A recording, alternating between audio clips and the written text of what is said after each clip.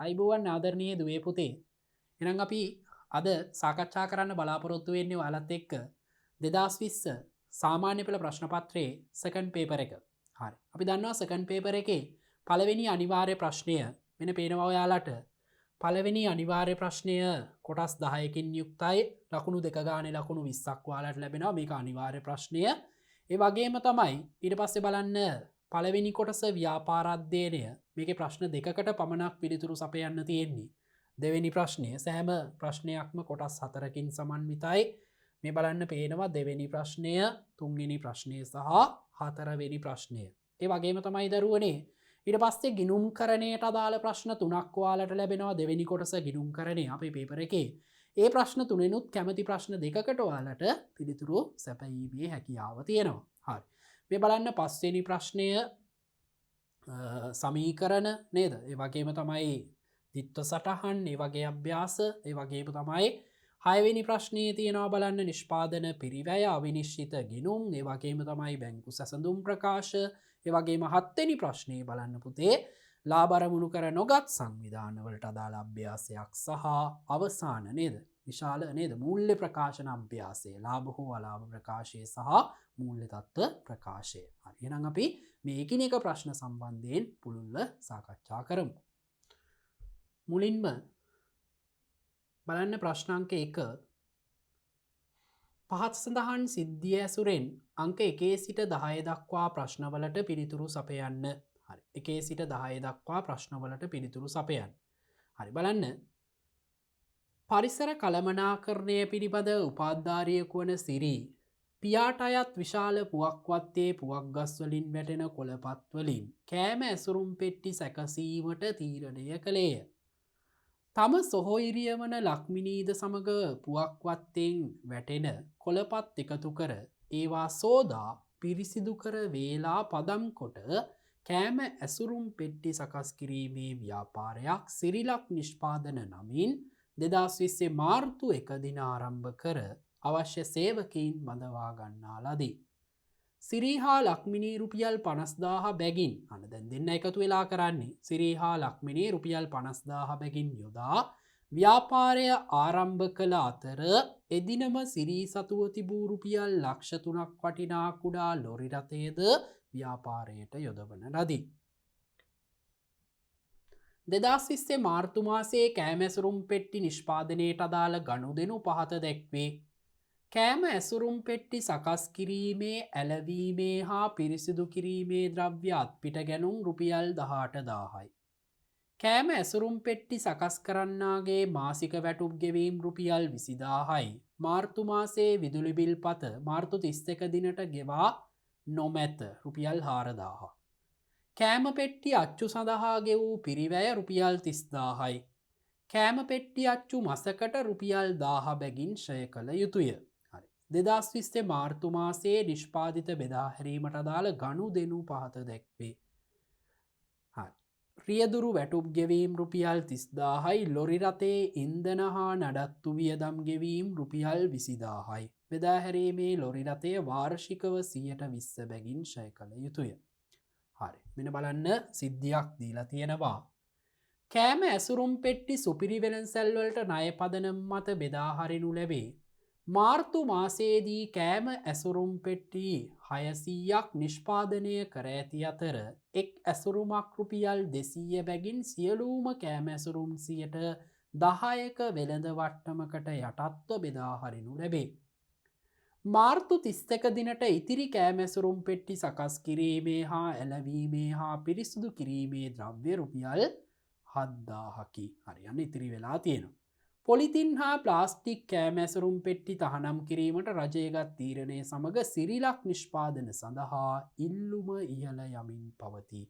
දැන් සිද්ධිය තේරුම් ගන්න ඕනේ වැදගත්ම දේ ඒක.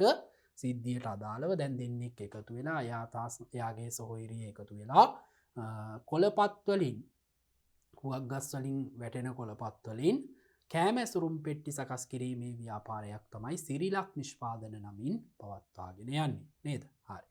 බලමු අපි පළවෙනි ප්‍රශ්නේ සිරිලක් නිෂ්පාදන ව්‍යාපාරයේ සපුරාලනු ලබන මූලික මිනිස් අවශ්‍යතාවය. දැන් කෑම ඇසුරුම් පෙට්ටි කියන්නේ ආහාරවලට සම්බන්ධ. එහෙනම් මූලික මිනිස් අවශ්‍යතාවය තමයි ආහාර. ආහාර නේද ඇසුරුම් කරන්නනේ කෑම පෙට්ටි කියන එක නේද ඇසුරුම් පෙට්ටි පාවිච්චි කරන්නේ. එහෙනම් පැහැදිලි පුතේ මේ බලන්න අවශ්‍යතාවය තමයි ආහාර. ආහාර. ඒක ආයන්න ඉහත ඔබ සඳහන් කළ මූලික මිනිස් අවශ්‍යතාවය සිරිලක් නිෂ්පාදන ව්‍යාපාරය විසින් සපුරාලන ආකාරය. දැන් යාල මේ ආහාර කියන අවශ්‍යතාවය සපුරාලන්නේ කොහොමද කෑම ඇසුරුම් පෙට්ටි සකස් කිරීමෙන්නේ. හරි එනම් අන්න කෑම ඇසුරුම් පෙට්ටි සකස් කිරීමෙන්. එතකොට තමයි එවිදිහට තමයි යාලා අවශ්‍යතාවය සපුරාලන් නේද. හරි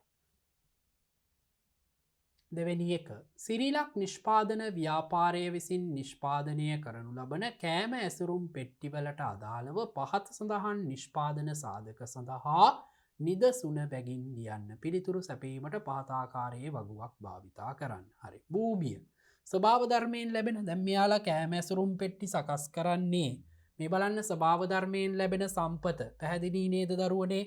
මෙන්න ස්වභාව ධර්මයෙන් ලැබෙන සම්පත තමයි පුවක් ගස්වලින් වැටෙන කොළපත්. එහෙනම් කොළපත් තමයි භූමිය වෙන්නේ. කොළපත්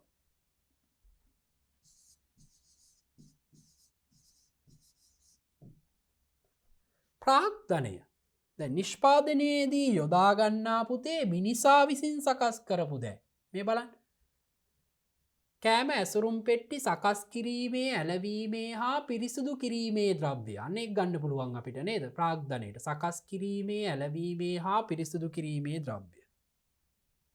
ඔන්න එකක් ගන්න පුළුවන් සකස් කිරීමේ පිරිසිදු කිරීමේ හා ඇලවීමේ ද්‍රව්‍ය. ඔන්න එකක්. තව බලන්න යන්ත්‍ර මේක කෑම පෙට්ටි අච්චු අන්න ඒවත් ගන්න පුළුවන් කෑම පෙට්ටි අච්චු.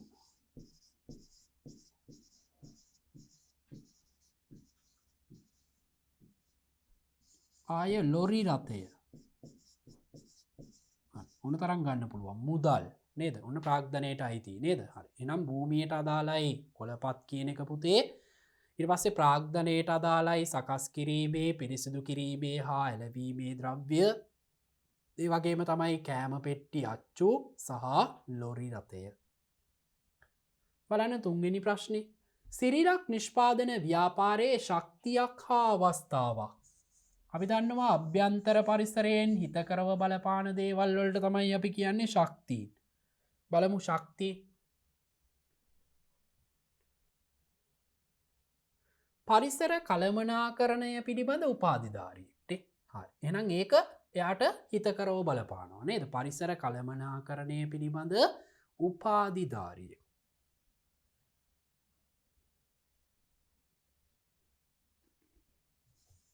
සිරිනේ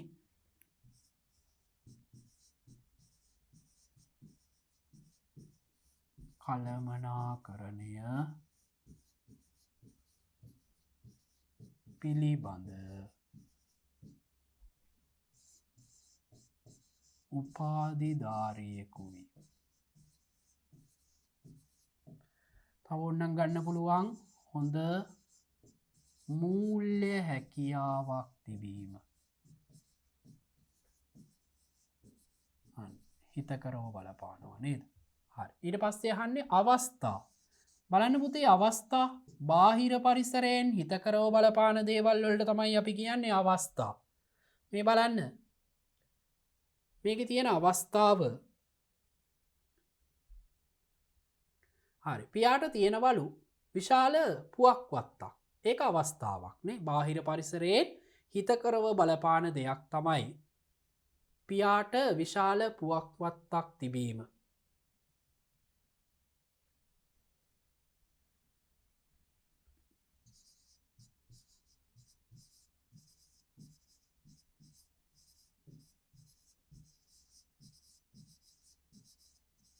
ඒ නිසානේ මෙයාලා කොළපත් එකතු කරගන්නේ ගොඩක් නේද? හරි. ඒක එකක්. තව වැදගත් දෙයක් තියෙනවා. මේ බලන්න අවසානයේ කියනවා පොලිතින් හා ප්ලාස්ටික් කෑම ඇසුරුම් පෙට්ටි තහනම් කිරීමට රජය ගත් තීරණය. අන්න. පොලිතින් හා ප්ලාස්ටික් කෑම ඇසුරුම් පෙට්ටි.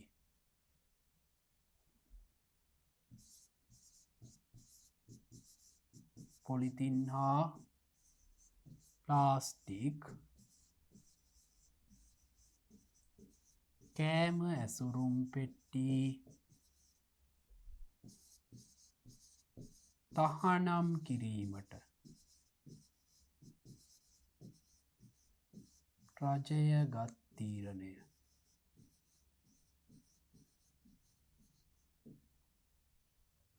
එක ආයන්න ඉහත සිද්ධිය ඇතුළත් පෞද්ගලිකංශයේ ව්‍යාපාර සඳහා නිදසුන් දෙකක් ලියන්න. අන බලන්න පෞද්ගලිකංශයේ ව්‍යාපාර දැ මේ ව්‍යාපාරයත් පෞද්ගලිකංශයේ ව්‍යාපාරයක්නෙ සිරීලක් නිෂ්පාදන එකක්. අනිත් එක මේ සිද්ධියේ සඳහන්නේවා බලන්න පුතේ මෙතන තියෙන සුපිරි වෙළඳ සැල්වලට ණයට අලෙවි කරාලුනේ මේ බලන්න සුපිරි වෙළඳ සැල්. හරි. එහෙනම් සිරිලක් නිෂ්පාදන ව්‍යාපාරයත් පෞද්ගලිකංශයේ නේද? අයිති අනුගත්තොත් දැන් මේක හවුල් ව්‍යාපාරයක් නේ. ඒතකොට සිරිලක් නිෂ්පාදන ව්‍යාපාරය කියන්නේත් පුතේ පෞද්ගලිකංශයේ. අනිත් එක සුපිරි වෙළඳ සැල්. එකක් සිරිලක් නිෂ්පාදන ව්‍යාපාරය.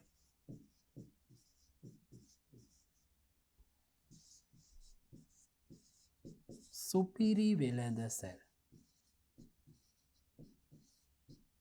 සුපිරි වෙළඳ සැල්. සිද්ධිය ඇතුළත් පෞද්ගලිකංශයේ ව්‍යාපාර සඳහා නිදසුන් දෙකක් නේ. සිද්ධියේ අදාළව සිද්ධියට අදාළව පෞද්ගලිකංශයේ ව්‍යාපාර. සිරිලක් නිෂ්පාදන ව්‍යාපාරයේ ඇසුරෙන් අලෙවි කරන මිශ්‍රයේ විචල්්‍ය වන නිෂ්පාදිතය සහ මිල සඳහා නිදසුන බැගින්. මේ බලන්න පුතේ නිෂ්පාදිතය. එකනම් ලේසිනේ ප්‍රොඩක්ට් එක මොකක්ද? කෑම ඇසුරුම් පෙට්ටිනේ. මෙයාලගේ ප්‍රොඩක්ට් එක කෑම ඇසුරුම් පෙට්ටි.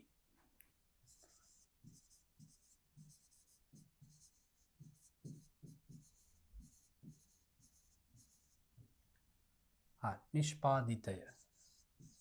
මිලට අදාළයි මේ බලන්න මිල සඳහන් වෙලා තියෙනව නේද? අලෙවි කරන්නේ රුපියල් 200 බැගින්. ඒ වගේම තමයි 10%ක වෙළඳ වට්ටමක් දෙනවා කියලාත් කියනවා. රුපියල් 200 බැගින් කෑම ඇසුරුම් 10%ක වෙළඳ වට්ටමකට යටත්ව.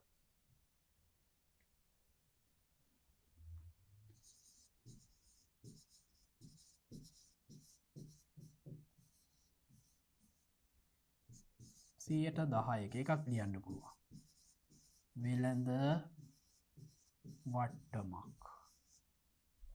අනේ දෙකම ලියන්න පුළුවන් මිලට සම්බන්ධයිනේ. 10%ක වෙළඳ වට්ටමකට යටත්ව.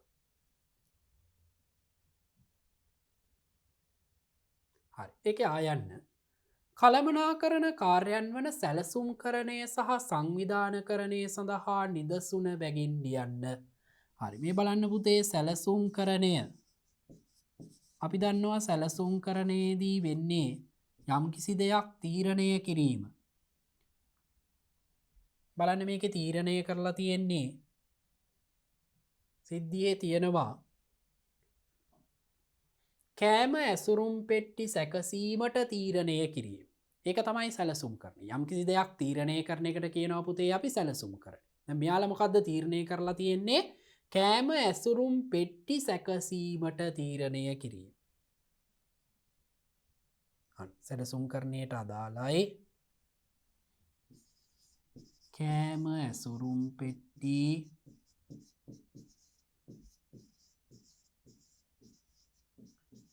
සැකසීමට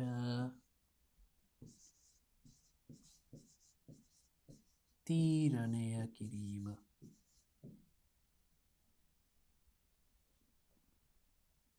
ඊට පස්සේ අපි ගමු සංවිධානකරණයට අදාළව සැලසුම්කරණය සහ සංවිධානකරණය.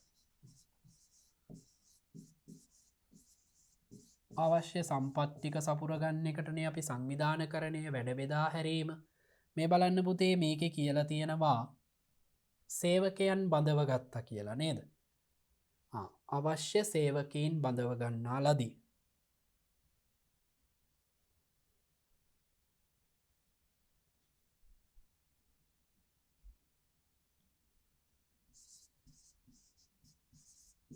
සේවකයින් බඳවා ගැනීම. කීපයක් දෙනවා ගොඩක් වෙලාවට. නමුත් ඔයාලගෙන් අහන්නේ ඒකයි. එහෙම නැත්නම් අපිට ලියන්න පුළුවන් අර ද්‍රව්‍ය අමුද්‍රව්‍ය මිලදී ගැනීම නේද? හරි මොනවාද ගත්තේ? මේ බලන්න. සකස් කිරීමේ පිරිසිදු කිරීමේ හා එළවීමේ ද්‍රව්‍ය. නැත්නම් කෑම පෙට්ටි අච්චු ගැනීම, ලොරි රථයක් ගැනීම. මේවත් සංවිධානකරණයට දාන්න පුළුවන්. කෑම පෙට්ටි අච්චු ගැනීම, ලොරි රථයක් යෙදවීම, බෙදා හරින්නේ. ඔන්න සංවිධානකරණයට අදාළයි මේ සියල්ල. හරි. ඔන්න එහෙනම් කළමනාකරණයට අදාළ, සැලසුම් කරණයට අදාළ නිදසුනක් සහ සංවිධානකරණයට අදාළ නිදසුනක් නේද? හරි. බලන්න පුතේ.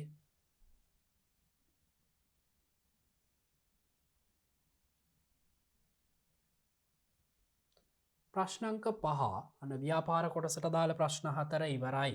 පළවෙනි ප්‍රශ්නේ 2 3 සහ 4 ව්‍යාපාර කියන කොටසින් අහන්නේ. හරි. ඊට පස්සේ ගිණුම්කරණයට අදාළව පස්වෙනි එක මාර්තු 1 දිනට සිරිලක් නිෂ්පාදන ව්‍යාපාරයේ ප්‍රාග්ධනය කොපමණද? මාර්තු 1 දිනට සිරිලක් නිෂ්පාදන ව්‍යාපාරයේ ප්‍රාග්ධනය. මේ බලන්න. මුදල්. කීයක්ද මුදල් යොදන්නේ? හරි. රුපියල් 50,000 බැගින් යොදා ව්‍යාපාරයක් ආරම්භ කරනවලු. එදිනම සිරී සතුව තිබූ ලක්ෂ 3ක් වටිනා කුඩා ලොරි රථයේද ව්‍යාපාරයට යොදවලා තියෙනවා. හරි. ඔන්න ප්‍රාග්ධනය යොදලා තියෙනවා.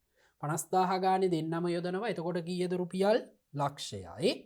ලොරි රථය ලක්ෂ 3යි.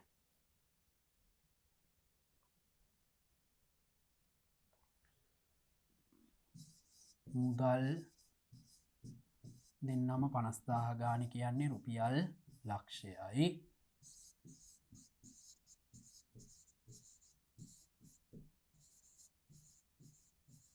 ලොරි රථය රුපියල් ලක්ෂ 3යි.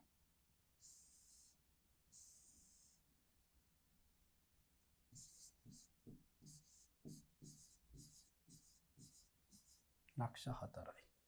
අන්න ප්‍රාග්ධනය. මාර්තු 1 දිනට සිරිලක් නිෂ්පාදන ව්‍යාපාරයේ සතු වත්කම් දෙකක්. මාර්තු 1 දිනට මේ බලන්න. මාර්තු 1 මුදල් තියෙනවා නේද? මුදල් යොදලා තියෙනවනේ. ඒක වත්කමක්. ඒ වගේම තමයි ලොරි රථය. හරි. මුදල් තියෙනවා.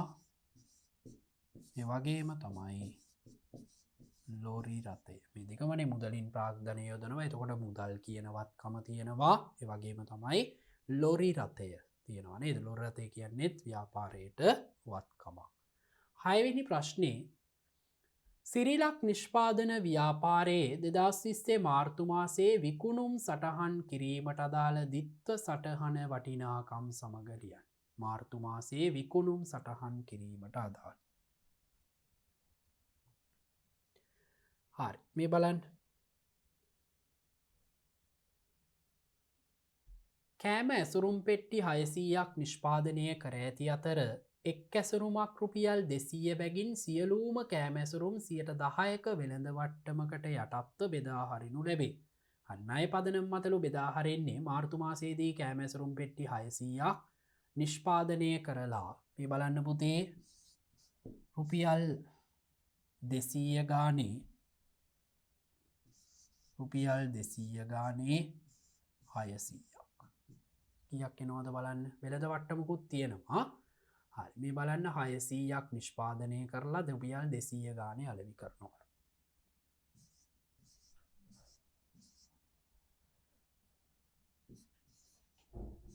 හරි. රුපියල් 1,20,000යි. මේකෙන් අඩු කරනවා 10%ක වෙළඳ වට්ටමක්.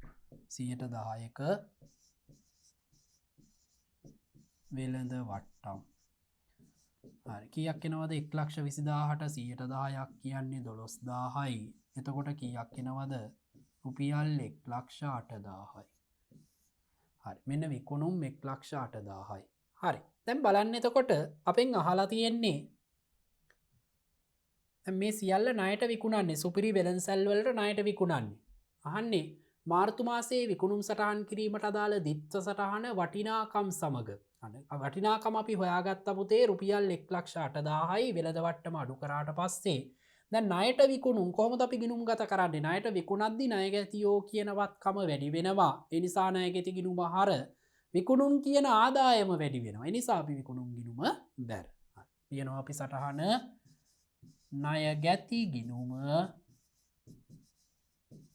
හර රුපියල් 1,08,000යි විකුණුම් ගිණුම බැර රුපියල් 1,08,000යි.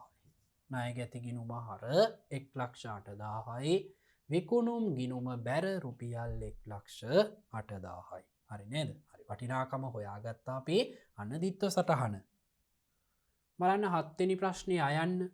සිරිලක් නිෂ්පාදන ව්‍යාපාරයේ භාවිතා කරන මූලික සටහන් පොතක් ලියන්න. හරි. දැන් ඕන තරම් ලියන්න පුළුවන්නේ මොකක්ද? මුදල් පොත. අනිවාර්යෙන් අවශ්‍යයි මුදල් පොත. ඊට පස්සේ ණයට විකුණනවලු. දැන් කලින් ප්‍රශ්නේ තිබ්බා ණයට විකුණන්නේ. එහෙනම් විකුණුම් ජර්නල්. ඒ වගේම තමයි ෂෙයා තියෙනවා, ලොරි රථයක් යෙදවීම තියෙනවා, ණයට ගැනීම තියෙනවා. එහෙනම් පොදු ජර්නලය. අපිට වැදගත් පොදු ජර්නල්. හරි. ඉහත ඔබ සඳහන් කළ මූලික සටහන් පොතේ ඇතුළත් කරන ගනුදෙනුවක් සිද්ධියෙන් උපුටා ලියන්න. හරි. අපි මේ හැම එකටම ලියමු. මුදල් පොත.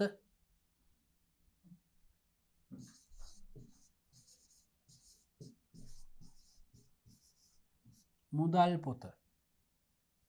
බලන්න මුදල් පොතේ දාන්න පුළුවන් ගනුදෙනු කීපයක් තියෙනවනේ. හරි. අමුද්‍රව්‍ය අත්පිට ගැනුම් කීයද? අත්පිට ගැනුම් 18,000යි. ඒක අපිට දාන්න පුළුවන්.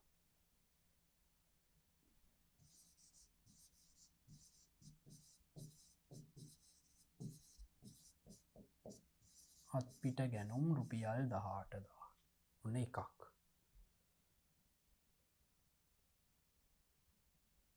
බලන්න තව මාසික වැටුප් ගෙවීම් 20,000යි. තවත් එකක් ඔන්න මුදල් පොතේ දාන්න. වැටුප් ගෙවීම් 20,000යි.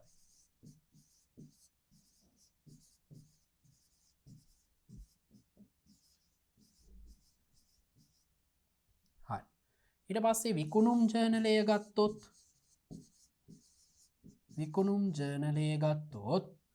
ණයට විකුණුම් කීයක් ආවද අපිට? කලින් ප්‍රශ්නේ අපි හදුවනේ ණයට විකුණුම් රුපියල් 1,08,000. වටිනාකම අවශ්‍යත් නැහැ. මේක කියලා නැහැ වටිනාකම් සහිතව කියලා. නමුත් අපි වටිනාකමත් එක්ක ලියනවා ණයට විකුණුම් රුපියල් 1,08,000. ඊට පස්සේ අපි ගමු පොදු ජර්නලය. මෙන් බලන්න පොදු ජර්නලයේ දාන්න පුළුවන් ගනුදෙනු මොනවද තියෙන්නේ කියලා. හරි. දැන් ලොරි රථයක් පෙයා යොදනවා ව්‍යාපාරයට. නේද? වත්කමක් ප්‍රාග්ධනයේ සපයන. ඒකත් පොදු ජර්නලයේ දාන්න පුළුවන්.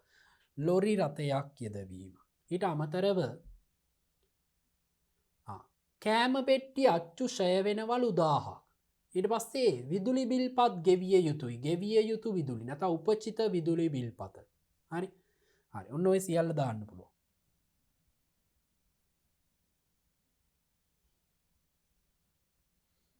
ලොරි රථයක් යෙදවීම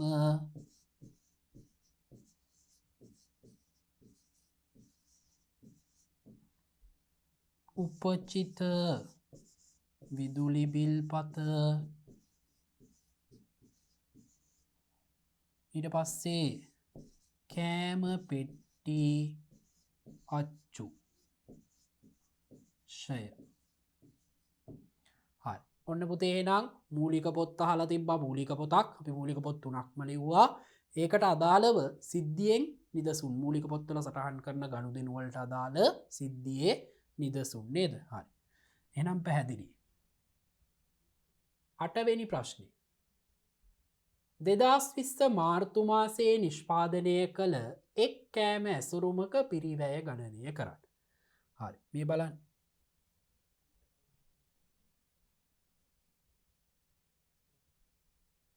කෑම ඇසුරුම් පෙට්ටි සකස් කිරීමේ ඇලවීමේ හා පිරිසිදු කිරීමේ ද්‍රව්‍ය අරගෙන තියෙනවා 18000ක්. හැබැයි අමතක කරන්න එපා පුතේ පහලින් කියලා තියෙනවා මේ බලන්න ඉතිරීලු අන්තිමට 7000ක ඒවා. 18000ක ඒවා ගත්තට 7000ක ඒවා ඉතිරීලු. එහෙනම් මේ මාසය තුල පාවිච්චි කරලා තියෙන කීයක ද්‍රව්‍යද? 11000ක ද්‍රව්‍ය නේද? 18000න් ඉතිරීලු පුතේ 7000ක්. එහෙනම් පාවිච්චි කරලා තියෙන්නේ 11000යි. ඔන්න අමුද්‍රව්‍ය. අමුද්‍රව්‍ය.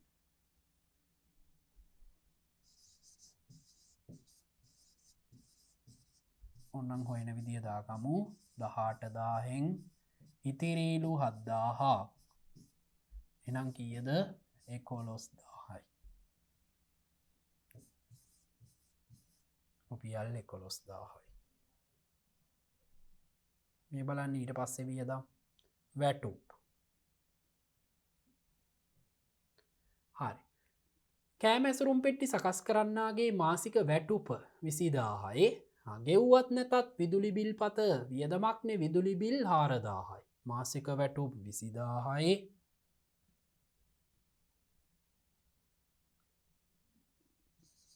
වැටුප් 20000යි.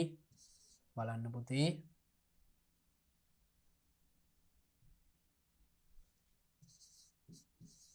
වැටුප් රුපියල් 20000යි. විදුලි බිල් පාත් 4000යි. විදුලි බිල් පත් 4000යි. ඊට පස්සේ බලන්න කෑම පෙට්ටිය අච්චු සඳහා ගෙවූ පිරිවැය. ඒක වියදමක් නෙවෙයි. ඒක වත්කමක්. නේද? ජංගම නොවන වත්කමක්නේ. හැබැයි එතනම කියලා තියෙනවා කෑම පෙට්ටිය අච්චු මාසකට රුපියල් 1000 බැගින් ෂය. ෂය කියන්නේ වියදමක්. හරි. එතකොට ඒක දාන්නත් පුළුවන්. හැබැයි බලන්න පහලින් මාර්තු මාසයේ නිෂ්පාදිත බෙදා හැරීමට අදාළ ගනුදෙනු රියදුරු වැටුප් කියලා තියෙනවා 30000ක්. ලොරි රථයේ ඉන්ධන හා නඩත්තු වියදම් 20000යි. බෙදා හැරීමේ ලොරි රථය වාර්ෂිකව 120 බැගින් ෂය කරනවා. හරි. ඒවා නිෂ්පාදනයට අදාළ වියදම් නෙවෙයි. එහෙනම් නිෂ්පාදන පිරිවැය හොයද්දි නිෂ්පාදනයට අදාළ වියදම් ගන්න. දැන් කෑම පෙට්ටිය අච්චු නිෂ්පාදනයටනේ ගන්න. එහෙනම් ඒක ෂය වෙනවලු රුපියල් 1000ක්.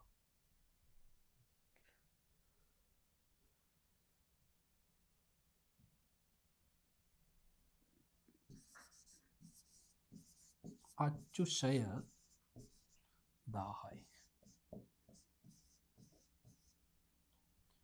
හරි. මෙන්න අපිට එකතුව ගන්නවා මුළු නිෂ්පාදන පිරිවැයනවා 4යි 5යි 6යි 3යි. හරි. කීයද? 36000යි. මේක මොකක්ද? මුළු නිෂ්පාදන පිරිවැය. දැන් අපෙන් අහන්නේ පුතේ මාර්තු මාසයේ නිෂ්පාදනය කළ එක් කෑම ඇසුරුමක පිරිවැය. හරි. එහෙනම් අපි හදමු. එක් කෑම ඇසුරුමක පිරිවැය.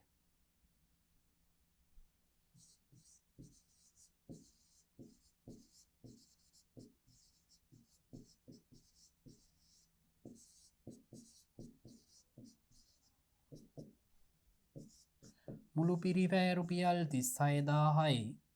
බෙදනවා පුතේ. මේ බලන්න කෑම ඇසුරුම් පෙට්ටි කීයක් හදනවලුද? 600ක්. එහෙනම් අපි බෙදන්නේ 600. මේ බලන්න. හරි. කීයක් එනවද? රුපියල්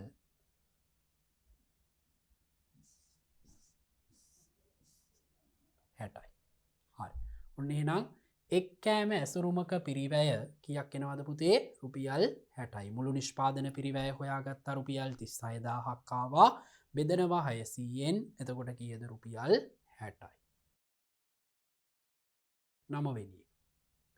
අපි 8 වෙනි එක සාකච්ඡා කරා. 9 වෙනි ප්‍රශ්නේ සිරිලක් නිෂ්පාදන ව්‍යාපාරයේ මාර්තු මාසයේ ශුද්ධ ලාභය හෝ අලාභය ගණනය කරන්න.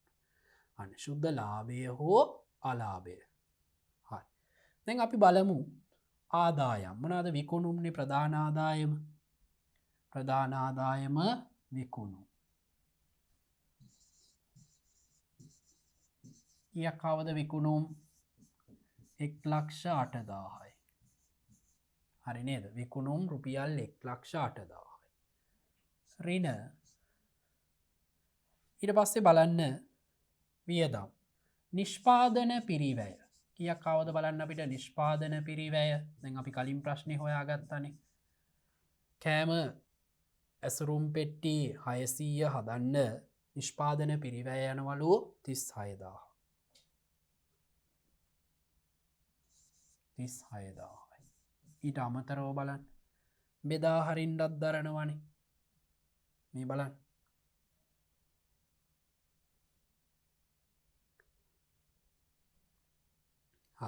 රියදුරු වැටුප් 30,000යිලු.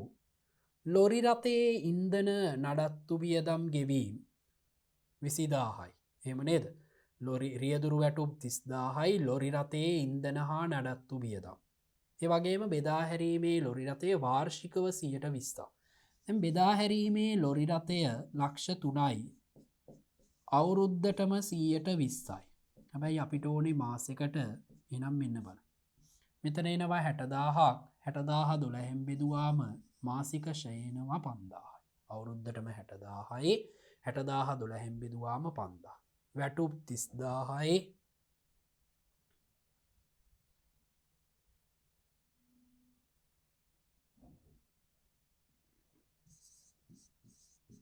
බෙදා හැරීමේවා. හරි. වැටුප් 30,000යි.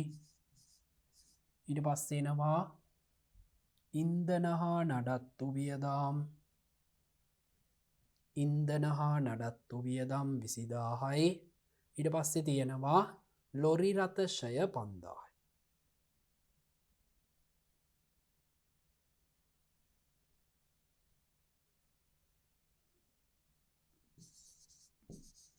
ඉන්ධන හා නඩත්තු 20,000යි. ලොරි රථෂය මාසික ෂය හොයාගත්තා අපි 5,000යි. හරි. පැහැදිලි නේද? හරි. දැන් නිෂ්පාදනය වියදමට අමතරව බෙදා හැරීමේ වියදම් මේ සියලු වියදම් අයින් කරන්න ඕනේ. එතකොටනේ අපි ශුද්ධ ලාභය ගණනය කරන්නේ නේද? හරි. එහෙනම් බලන්න පුතේ සියලු වියදම් අපි දැම්මනේ. බලන්න හරිද කියලා. හරි. මේ සියලු වියදම් නිෂ්පාදනයට අදාළයි. මේ ටික බෙදා හැරීමට අදාළයි. ෂයත් දුන්නා. හරි. එහෙනම් ඉතිරි ද්‍රව්‍යත් අපි සැලකිලිමත් වුණා. මේ බලන්න වියදම් වල එකතු අපි දානවා මෙහා පැත්තට.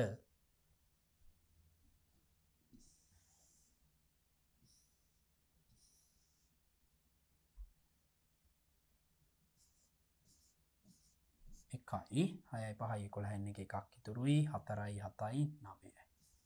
කීයද? 91,000යි. දැන් අඩු කරමු 8න් එකක් 7යි. හරි. කීයක් එනවද ශුද්ධ ලාභය? 17,000යි. ශුද්ධ ලාභය රුපියල් 17,000යි. හරි නේද? ලාභය හෝ අලාභය ගණනය කරන්න කියලා කියන්නේ ඔන්න ශුද්ධ ලාභය අපි ගණනය කරා රුපියල් 17,000යි. අවසාන ප්‍රශ්නේ සිරිලක් නිෂ්පාදන ව්‍යාපාරයේ 2020 මාර්තු 31 දිනට මුළු හිමිකමේ වටිනාකම සහ මුළු වගකීම්වල වටිනාකම වෙන වෙනම ලියන්න. මාර්තු 31 දිනට. හරි. හරි. මේ බලන්න මාර්තු 31 දිනට මුළු හිමිකම හොයමු අපි. ඉස්සල්ලාම 2020 3.1 ප්‍රාග්ධනය. කීයද ප්‍රාග්ධනය යොදන්නේ? මුදලින් දෙන්න යොදනවා 50,000 ගානේ ලක්ෂයයි. ලොරි රථයක් ලක්ෂ 3යි. අපි කලින් ප්‍රශ්නක හැදුවා. ප්‍රාග්ධනය කීයද පුතේ?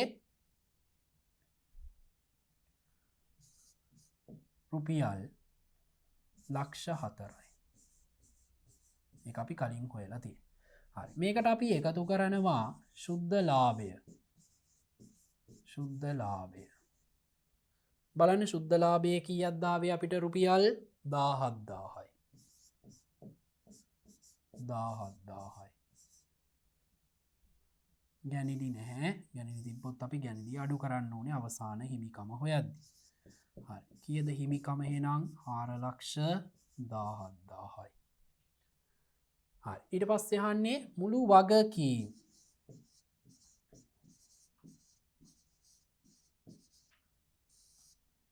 බලමු මුළු වගකීම්. බැංකු ණය අපිට දීලා තිබ්බේ නැහැ. හරි. ප්‍රාග්ධනය යෙදුවා, ලොරි රථයක් යෙදුවා. හරි. මේ බලන්න උපචිත විදුලි බිල් තියෙනවා 4000යි. හරි. උපචිත විදුලි බිල් තියෙනවා 4000යි. ඒ වගේම තමයි රියදුරු වැටුප් ගෙවීම්, ඉන්ධන ගෙවීම් තියෙන්නේ. හරි. ඔච්චරයි නේද තියෙන්නේ? හරි. බලන්න. එහෙනම් එච්චරයි තියෙන්නේ. මොකක්ද? උපචිත විදුලි බිල් පත් 4000යි. මුළු වගකීම.